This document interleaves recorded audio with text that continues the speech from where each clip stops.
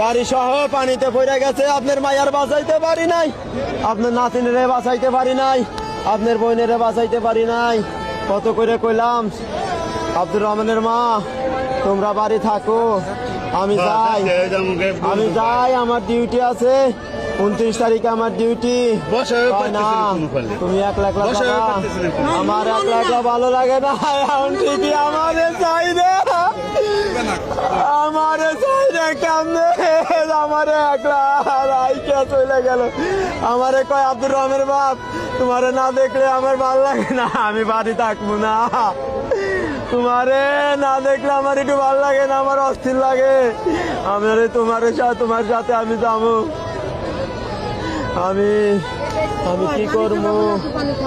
আজ 25শে মার্চ বাস ফেরি অ্যাক্সিডেন্টে ভাইয়া নিজে বাস থেকে বের হতে পারলেও নিজের স্ত্রীকে বের না করায় ভাইয়া কান্না আহাজারি।